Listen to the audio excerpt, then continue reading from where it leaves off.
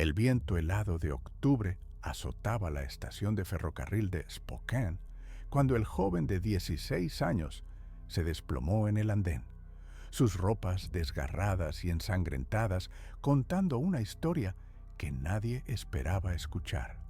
Era la tarde del 23 de octubre de 1897 y Samuel Blackwood había corrido durante 3 días y 2 noches a través de los bosques de pinos del territorio de Washington para escapar de lo que más tarde los documentos judiciales describirían como una perversión de la naturaleza familiar que desafía toda comprensión cristiana. El sheriff auxiliar Marcus Webb, quien se encontraba supervisando la llegada del tren de las 4:30 de la tarde, recordaría después, en su declaración oficial, que el muchacho temblaba tanto que apenas podía articular palabra, pero cuando finalmente habló, sus revelaciones sacudirían los cimientos de una comunidad que creía haber visto ya todas las formas posibles del mal humano. Las primeras palabras coherentes que Samuel logró pronunciar fueron sobre su madre, Martha Blackwood, y lo que había estado sucediendo en la granja aislada de Red Creek durante los últimos 4 años. Webb, un hombre de experiencia que había servido en las guerras indias y había visto morir a compañeros en circunstancias brutales, admitió posteriormente que nunca había presenciado tal expresión de terror genuino en los ojos de otra persona. El joven llevaba en su muñeca izquierda las marcas claramente visibles de grilletes, y su espalda mostraba cicatrices recientes de lo que el médico forense Dr. Elias Morrison identificó como azotes realizados con cadenas. Mientras los detalles de este caso se desarrollan ante nosotros, nos gustaría saber desde qué parte del mundo nos acompañas en este relato. Déjanos un comentario diciéndonos tu ciudad o país, porque estas historias del pasado nos recuerdan que la oscuridad humana no conoce fronteras. Sigamos juntos descubriendo lo que realmente ocurrió en Red Creek. La investigación inicial, dirigida por el sheriff Cornelius Harley, reveló que la familia Blackwood había vivido en relativo aislamiento desde la muerte del patriarca Jeremiah en 1893. La propiedad, ubicada a 22 millas al oeste de Spokane, consistía en una casa de 2 pisos construida en madera de pino, un granero considerable y varios edificios menores distribuidos en 340 acres de tierra fértil.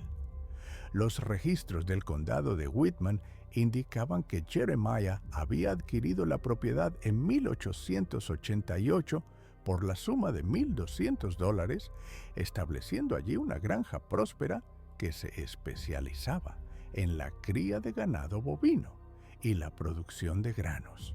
Martha Blackwood, nacida Martha Hensley en el estado de Missouri en 1859, había llegado al territorio de Washington como esposa de Jeremiah en 1887.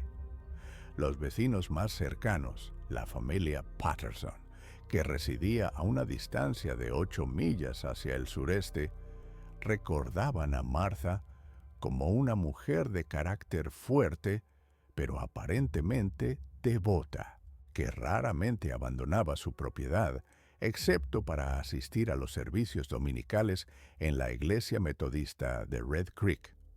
Elizabeth Patterson, en su testimonio del 14 de noviembre de 1897, describió a Martha como una madre dedicada que mantenía a sus hijos siempre pulcramente vestidos y bien educados en las maneras cristianas.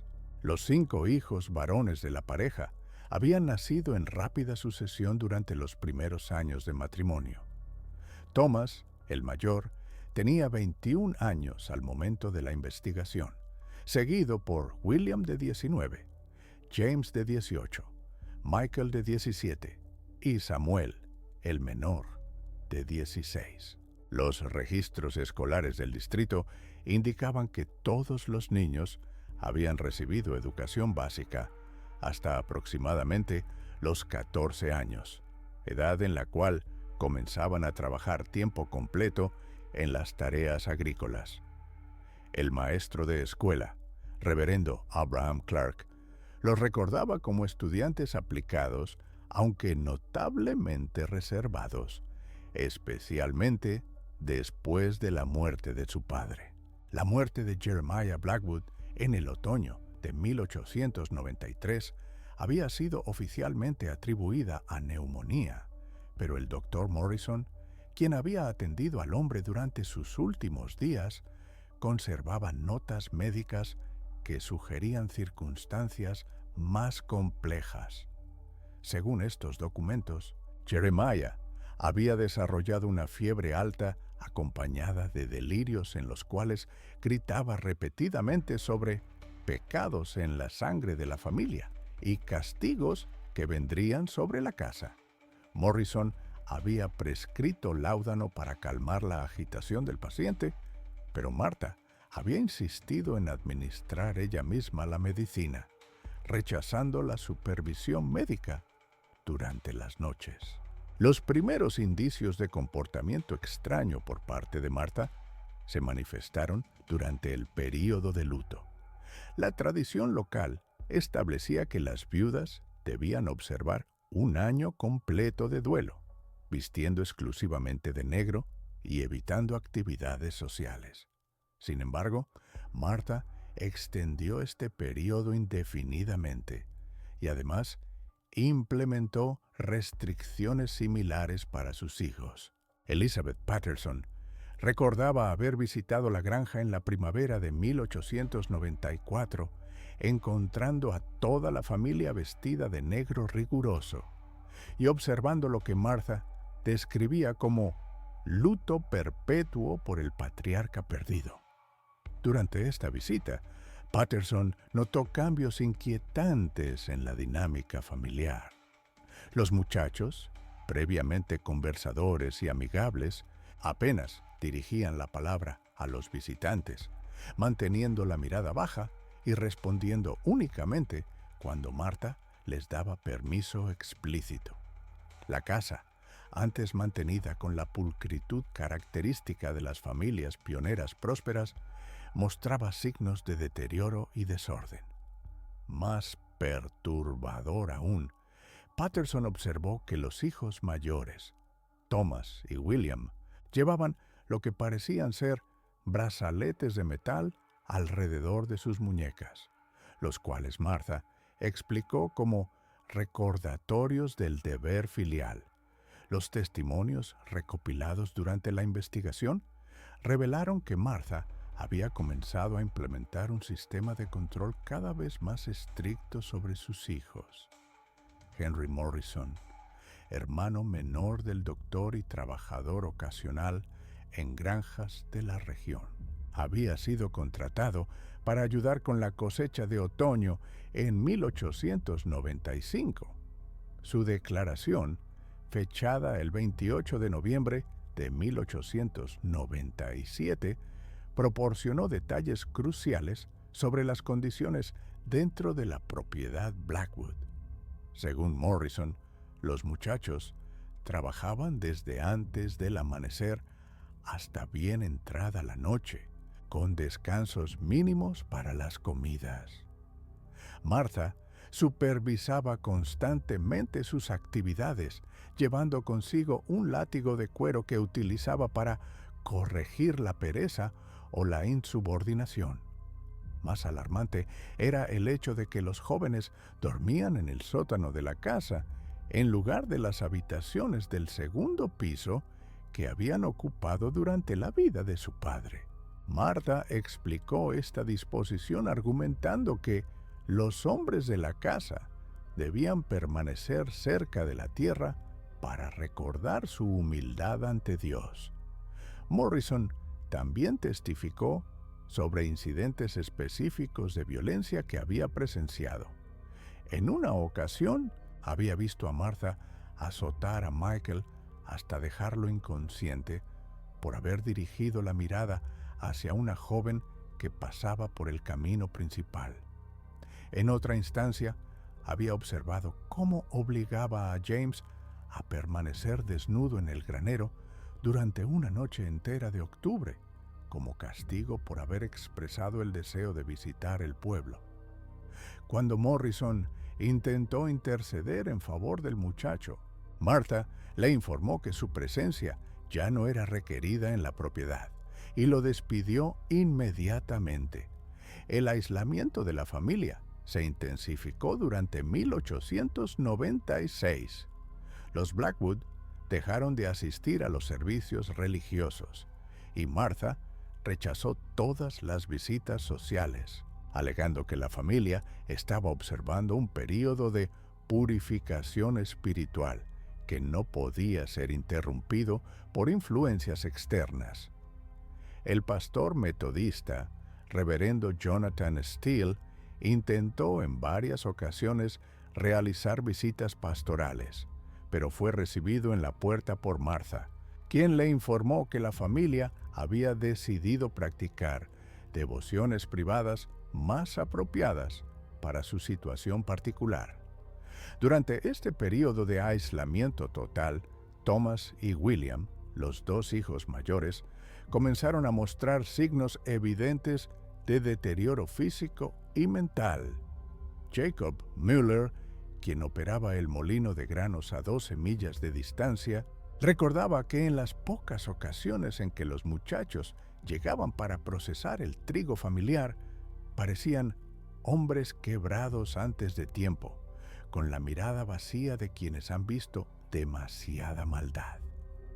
Müller notó que ambos jóvenes habían perdido peso considerablemente y mostraban cicatrices visibles en brazos y cuello. La última vez que Thomas y William fueron vistos fuera de la propiedad familiar fue en agosto de 1896, cuando acompañaron a Martha al pueblo para adquirir provisiones invernales. El comerciante local, Samuel Hendricks, preservó un registro detallado de esta transacción en su libro de cuentas, notando que los muchachos permanecieron completamente silenciosos durante toda la visita, mientras Martha realizaba las compras con una eficiencia mecánica que le resultó inquietante. Hendricks observó que ambos jóvenes llevaban camisas de manga larga a pesar del calor del verano y que evitaban todo contacto visual con otros clientes de la tienda. En septiembre de ese mismo año, Martha comenzó a circular la historia de que Thomas y William habían decidido partir hacia California en busca de oportunidades de oro. Envió cartas a varios familiares lejanos en Missouri, explicando que los muchachos habían mostrado un espíritu aventurero imposible de contener y que habían partido con su bendición maternal. Estas cartas, posteriormente recuperadas durante la investigación, estaban escritas en la caligrafía meticulosa característica de Martha, pero contenían frases y expresiones que los familiares no reconocían como típicas del estilo de comunicación de los jóvenes. La realidad de lo que había sucedido con Thomas y William comenzó a emerger a través del testimonio desgarrador de Samuel.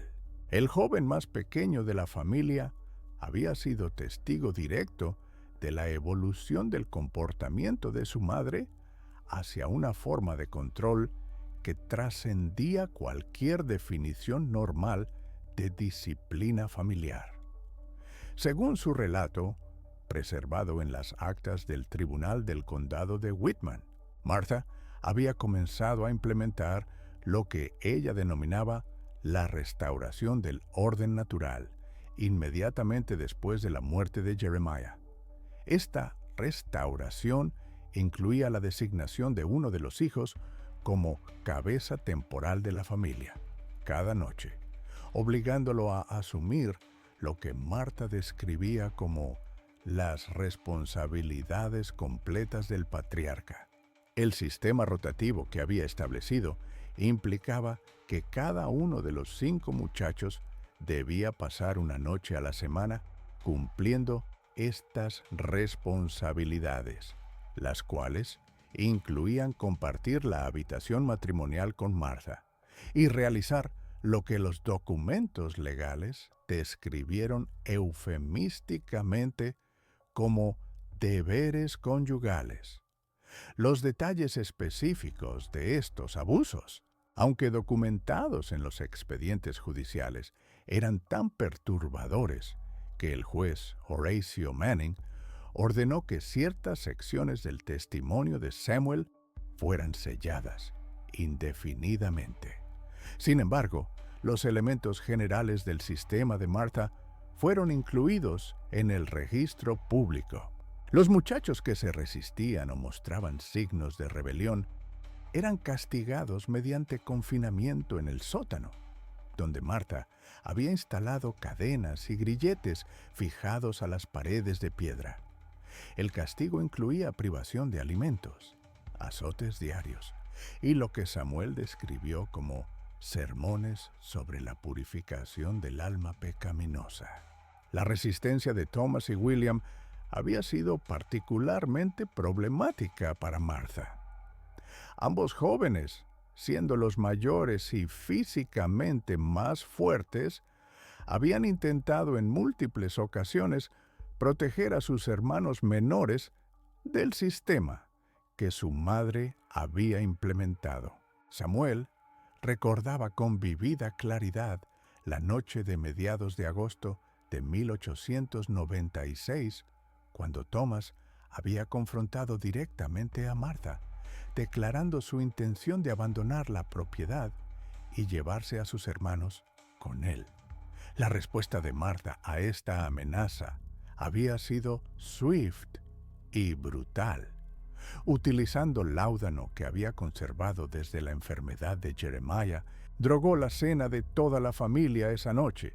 Cuando los muchachos despertaron, se encontraron encadenados en el sótano, mientras Martha les explicaba que su resistencia era evidencia de que el demonio había tomado residencia en sus corazones y que requería purificación extrema. Durante las siguientes 2 semanas, los sometió a un régimen de privación y castigo físico que quebró definitivamente cualquier voluntad de resistencia. La desaparición física de Thomas y William había ocurrido durante la 3ª semana de agosto. Samuel recordaba haber sido despertado en las primeras horas de la madrugada por sonidos provenientes del granero, golpes metálicos, el crujir de madera y lo que parecían ser gritos ahogados. Cuando intentó investigar, encontró la puerta del granero asegurada con un candado nuevo, y Martha le ordenó regresar inmediatamente a la casa bajo amenaza de castigo severo. Durante los días siguientes, Martha trabajó incansablemente en el granero, rechazando toda ayuda de sus hijos restantes y manteniendo la estructura cerrada con llave. El olor que comenzó a emanar del edificio fue explicado por Martha como resultado de preparaciones especiales para la conservación de la carne de invierno. Cuando Samuel preguntó directamente sobre el paradero de sus hermanos mayores, Martha le mostró las cartas que supuestamente habían dejado, explicando su partida hacia California y prometiendo escribir desde su nuevo hogar.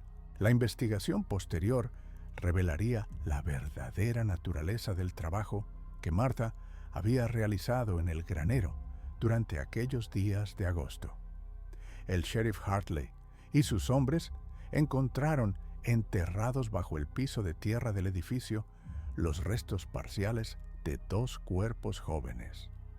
El estado de descomposición hacía imposible la identificación definitiva, pero objetos personales encontrados en la misma área, incluyendo los relojes de bolsillo que Jeremiah había regalado a Thomas y William en sus últimos cumpleaños, así como herramientas agrícolas que los muchachos utilizaban regularmente, confirmaron las peores sospechas de los investigadores. El doctor Morrison, en su examen forense, determinó que ambos cuerpos mostraban evidencia de traumatismo severo, particularmente fracturas múltiples en el cráneo que sugerían el uso de un objeto contundente pesado. También encontró restos de cuerdas alrededor de los huesos de las muñecas y tobillos, indicando que las víctimas habían estado restringidas en el momento de su muerte. Sin embargo, la descomposición avanzada y la presencia de cal viva que Martha había utilizado para acelerar la destrucción de los restos hizo imposible determinar detalles más específicos sobre las circunstancias exactas de las muertes. Para Samuel, James y Michael, los tres hermanos supervivientes, la desaparición de Thomas y William marcó el comienzo de un periodo de terror aún más intenso. Martha implementó nuevas reglas y castigos, argumentando que la rebelión de los hermanos mayores había demostrado la necesidad de medidas más estrictas. Los muchachos restantes fueron obligados a usar grilletes permanentemente durante las horas nocturnas, y el sistema de rotación de responsabilidades patriarcales se intensificó para compensar la ausencia de los hermanos mayores. Samuel describió los meses siguientes como un infierno en la tierra, donde cada día era una lucha por mantener la cordura. Martha había comenzado a experimentar lo que parecían ser episodios de delirio religioso, durante los cuales proclamaba visiones divinas que justificaban sus acciones. En estas visiones, según sus relatos, Dios mismo le había encomendado purificar la sangre de la familia y crear un nuevo orden donde los hijos servirían a la madre como los apóstoles sirvieron a Cristo. Los intentos de escape se volvieron prácticamente imposibles debido al aislamiento de la propiedad y al sistema de vigilancia que Martha había establecido. Durante el día, al menos, uno de los muchachos debía permanecer constantemente cerca de la casa, bajo la supervisión directa de Martha. Durante la noche, los grilletes y cadenas hacían imposible cualquier movimiento sin despertar a Martha, quien había desarrollado un sueño extremadamente ligero. Además, Martha había comenzado a administrar pequeñas dosis de láudano en la comida vespertina, lo suficiente para causar somnolencia, pero no inconsciencia total. La oportunidad de escape de Samuel surgió debido a un error de cálculo por parte de Martha. Durante la noche del 20 de octubre de 1897, Martha había bebido una cantidad inusualmente grande de whisky, una sustancia que habitualmente utilizaba para calmar los nervios, después de sus episodios de castigo más severos. La combinación del alcohol con su propia dosis de láudano, que tomaba regularmente para dormir, la sumió en un sueño más profundo de lo habitual. Samuel, quien había estado fingiendo los efectos del láudano durante varias noches para estudiar los patrones de sueño de su madre, logró liberarse de los grilletes, utilizando una técnica que Thomas le había enseñado antes de su desaparición: dislocar el pulgar para reducir el diámetro de la muñeca. El proceso era extremadamente doloroso y resultó en lesiones que todavía eran visibles cuando llegó a Spokane, pero le permitió escapar de la casa sin despertar a Martha. Su huida a través del bosque durante 3 días había sido una prueba de resistencia que casi le cuesta la vida. Sin provisiones y vestido únicamente con ropa ligera de trabajo, había sobrevivido bebiendo agua de arroyos y comiendo bayas silvestres que reconocía como seguras. Las temperaturas nocturnas de octubre en el territorio de Washington frecuentemente descendían por debajo del punto de congelación, y Samuel había sufrido hipotermia leve, además de cortes y heridas causadas por la navegación nocturna a través de terreno boscoso, accidentado. El arresto de Martha Blackwood se realizó el 25 de octubre, apenas 2 días después de que Samuel llegara a Spokane. El sheriff Hartley, acompañado por 4 oficiales adicionales, y el doctor Morrison, se dirigió a la granja de Red Creek esperando encontrar resistencia significativa. Sin embargo, cuando llegaron a la propiedad, encontraron a Martha sentada tranquilamente en el porche delantero, como si hubiera estado esperando su llegada. James y Michael fueron encontrados en el sótano, encadenados y en condiciones de salud precarias, pero vivos. Ambos muchachos mostraban evidencia de malnutrición severa y múltiples heridas en proceso de curación. Michael, el hermano de 17 años, había perdido la visión de su ojo izquierdo debido a una infección no tratada causada por un golpe previo. James, de 18 años, tenía varias costillas fracturadas que habían sanado incorrectamente, causándole dificultades respiratorias permanentes. Durante el arresto, Martha mostró una calma inquietante que perturbó profundamente a los oficiales presentes. No ofreció resistencia física, pero sí proporcionó una explicación detallada de sus acciones que reveló el grado de su desconexión con la realidad. Según su perspectiva, había estado siguiendo instrucciones divinas para restaurar el orden natural de la familia y purificar las almas de sus hijos del pecado heredado de su padre. Martha explicó que Jeremiah había contaminado la sangre de la familia con lo que ella describía como deseos impuros y pensamientos blasfemos, y que solo a través de un proceso de purificación extrema sus hijos podrían ser salvados.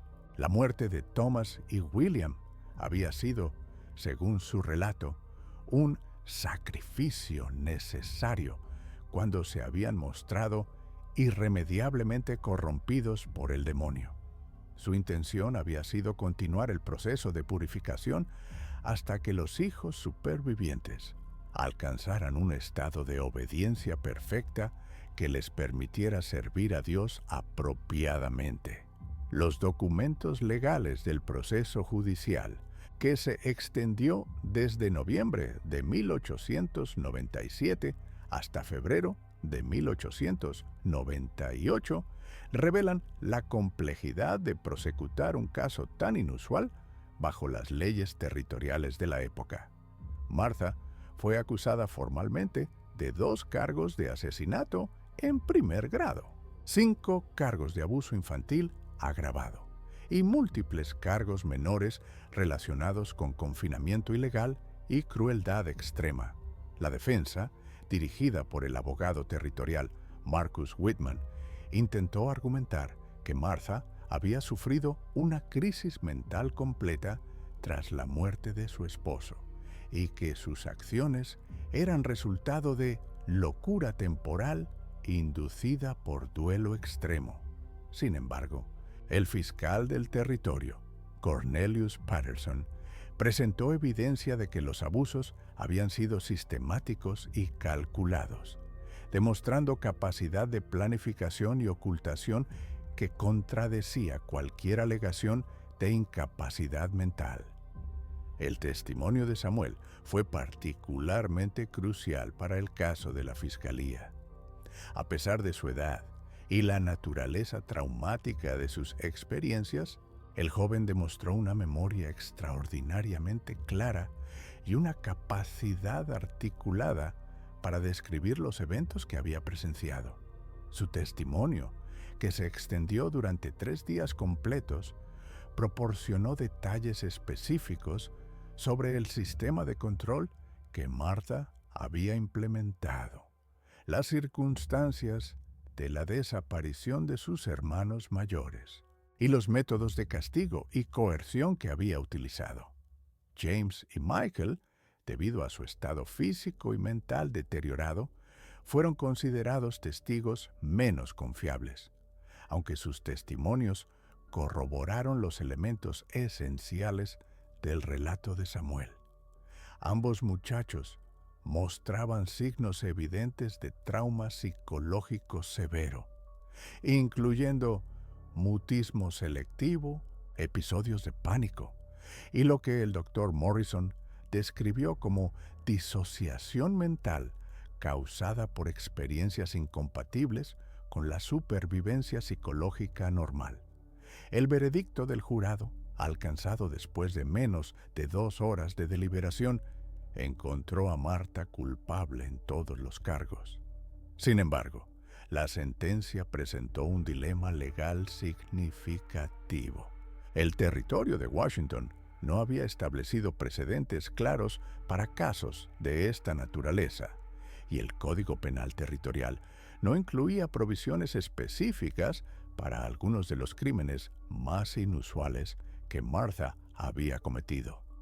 El juez Manning, en su sentencia final del 18 de febrero de 1898, condenó a Martha a la horca por los asesinatos de Thomas y William, con ejecución programada para el 15 de mayo del mismo año. Sin embargo, también ordenó que Martha fuera sometida a evaluación psiquiátrica continua en la prisión territorial de Walla Walla, reconociendo que el caso presentaba preguntas sobre salud mental que trascendían las consideraciones legales simples. La ejecución de Martha Blackwood nunca se llevó a cabo. El 12 de abril de 1898, los guardias de la prisión la encontraron muerta en su celda, aparentemente por suicidio mediante ahorcamiento con sábanas desgarradas. Su muerte ocurrió exactamente un día después de que había completado lo que los registros de la prisión describían como una confesión completa y detallada de sus acciones, incluyendo información sobre métodos y motivaciones que no habían emergido durante el juicio. Esta confesión final, que abarcaba 47 páginas escritas a mano, revelaba una mente que había desarrollado una mitología personal elaborada para justificar sus acciones. Martha describía visiones detalladas en las cuales figuras religiosas le daban instrucciones específicas sobre el tratamiento de sus hijos. También revelaba que había estado experimentando estos episodios visionarios desde varios meses antes de la muerte de Jeremiah, sugiriendo que su deterioro mental había comenzado antes de quedar viuda. Más perturbador aún, la confesión incluía referencias a otros métodos de purificación que había considerado implementar si Samuel no hubiera escapado. Estos planes incluían la eventual eliminación de James y Michael una vez que hubieran servido su propósito en el proceso de purificación, seguida por lo que ella describía como su propia ascensión hacia la reunión con Jeremiah en el reino purificado. Los 3 hermanos supervivientes fueron colocados bajo custodia de parientes lejanos en Missouri, aunque el proceso de reintegración social fue extremadamente difícil. Samuel, a pesar de ser el más joven, demostró la mayor capacidad de recuperación y eventualmente logró establecer una vida relativamente normal, convirtiéndose en herrero y casándose en 1904. James y Michael nunca se recuperaron completamente de sus experiencias, pasando periodos intermitentes en instituciones de salud mental y luchando con lo que los médicos de la época describían como melancolía persistente y terrores nocturnos. La granja de Red Creek fue abandonada inmediatamente después del arresto de Martha, y la propiedad nunca fue reclamada por herederos.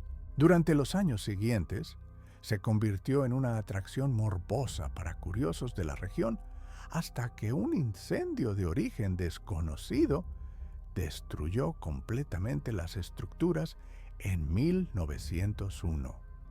Los rumores locales atribuían el incendio a uno de los hermanos supervivientes, aunque nunca se presentaron cargos y ninguno de ellos admitió responsabilidad. El impacto del caso Blackwood en la comunidad local se extendió mucho más allá del periodo inmediato del juicio.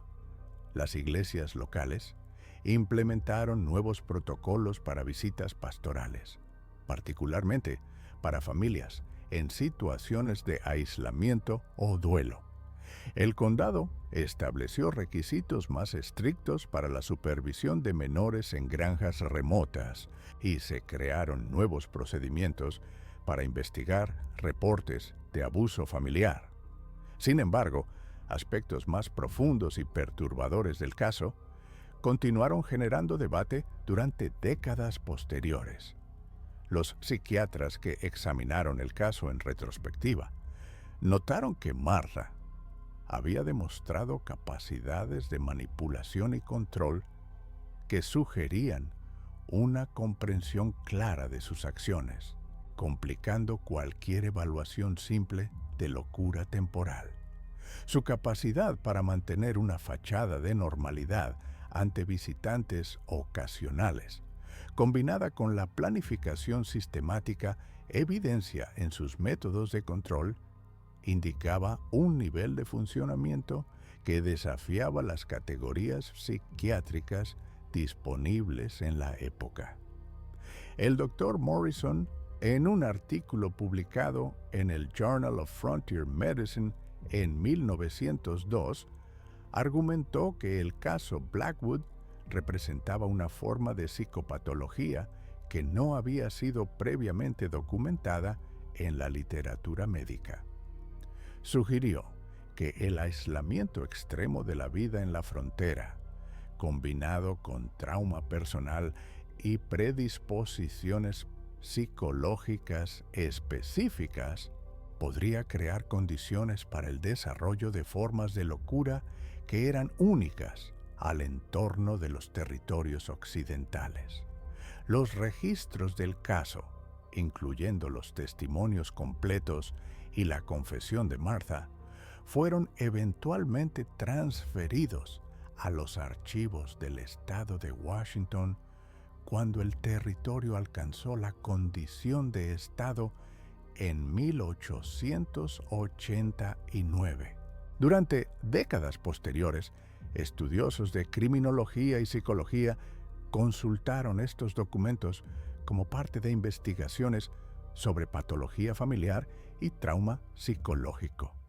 Sin embargo, muchas secciones de los expedientes permanecieron selladas por orden judicial, particularmente aquellos detalles más específicos sobre los abusos sufridos por los hermanos. En 1932, el periodista investigativo Harold Mackenzie obtuvo acceso a porciones no selladas de los archivos y publicó una serie de artículos sobre el caso en el Seattle Post-Intelligencer. Estos artículos generaron renovado interés público en la historia, pero también provocaron protestas de grupos religiosos que argumentaban que la cobertura mediática del caso promovía una imagen negativa de la vida familiar rural y los valores cristianos tradicionales. La controversia se intensificó cuando Mackenzie reveló que había identificado al menos 3 casos similares en otros territorios occidentales durante el mismo período, sugiriendo que el caso Blackwood podría no haber sido un incidente aislado. Sin embargo, la evidencia para estos otros casos era menos completa, y los registros oficiales habían sido perdidos o destruidos en varios incendios e inundaciones que habían afectado los archivos territoriales durante las primeras décadas del siglo XX. La ubicación exacta de la antigua granja Blackwood permaneció marcada solamente por los cimientos de piedra de la casa original y por un pequeño cementerio familiar, donde Jeremiah había sido enterrado. Durante los años siguientes, el área desarrolló una reputación local como un lugar de eventos inexplicables y apariciones fantasmales. Cazadores y excursionistas reportaban regularmente avistamientos de figuras humanas en los terrenos, particularmente durante las noches de luna nueva, aunque nunca se encontró evidencia física de presencia humana moderna en la zona. En 1957, el estado de Washington designó el sitio como un área de interés histórico, aunque la designación fue controvertida debido a la naturaleza perturbadora de los eventos asociados con la propiedad. Un pequeño marcador histórico fue instalado en el camino principal, pero fue vandalizado repetidamente y eventualmente removido permanentemente debido a los costos de mantenimiento y las protestas continuas de grupos religiosos locales. El legado más duradero del caso Blackwood se encuentra en los cambios legislativos que inspiró tanto a nivel estatal como federal. Las revelaciones sobre las condiciones en la granja contribuyeron al desarrollo de nuevas leyes sobre protección de menores y supervisión familiar en áreas rurales. El caso también influyó en el establishment de protocolos para la investigación de familias aisladas, donde se sospechaba abuso, y en la creación de programas de apoyo para viudas en comunidades fronterizas. Sin embargo, preguntas fundamentales sobre la naturaleza de la transformación psicológica de Martha Blackwood permanecen sin respuesta definitiva más de un siglo después de los eventos. Los especialistas modernos en psicología criminal han propuesto diversas teorías sobre los factores que contribuyeron a su comportamiento, incluyendo trauma no procesado, aislamiento social extremo, posible enfermedad mental preexistente y las presiones únicas del life en la frontera americana durante el período territorial. Una teoría particularmente inquietante, propuesta por el criminólogo Dr. Robert Henley en 1985, sugiere que Martha había comenzado a mostrar tendencias controladoras y abusivas incluso antes de la muerte de Jeremiah, pero que la presencia de su esposo había proporcionado una restricción externa que previno la escalación completa de su comportamiento patológico. Según esta interpretación, la muerte de Jeremiah simplemente removió la última barrera que contenía impulsos que habían estado desarrollándose durante años. Esta teoría está parcialmente respaldada por evidencia circunstancial encontrada en cartas familiares preservadas en los archivos estatales. Una carta de Martha a su hermana en Missouri, fechada en 1891, contiene referencias vagas pero perturbadoras a disciplina especial que había comenzado a implementar con sus hijos, y a su creencia de que los métodos tradicionales de crianza eran insuficientes para prevenir la corrupción moral en un ambiente tan salvaje como el territorio.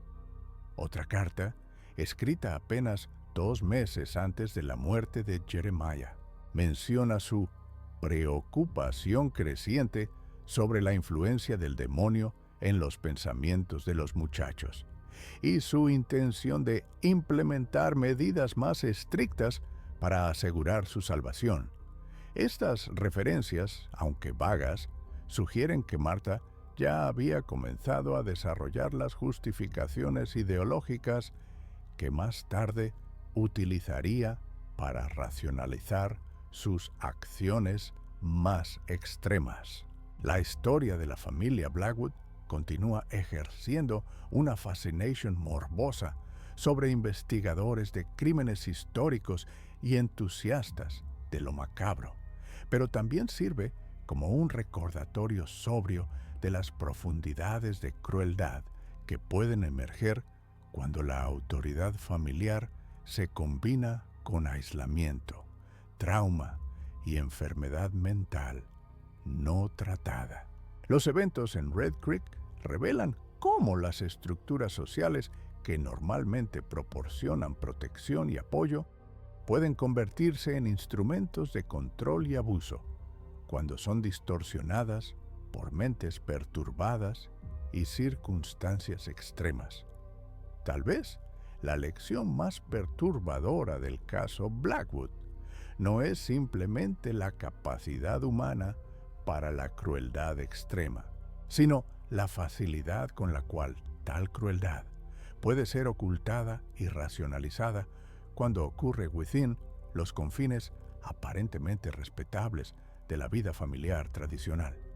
La capacidad de Martha para mantener una apariencia de normalidad ante la comunidad externa, mientras implementaba un sistema de control y abuso dentro de su hogar, demuestra cómo las instituciones sociales diseñadas para proteger pueden sometimes fallar de maneras catastróficas. En los silenciosos bosques de pinos, donde una vez se alzó la granja de los Blackwood, el viento nocturno aún susurra historias de secretos familiares que desafían toda comprensión de la naturaleza humana y nos recuerda que algunos capítulos de la historia son demasiado oscuros para ser completamente comprendidos o verdaderamente olvidados.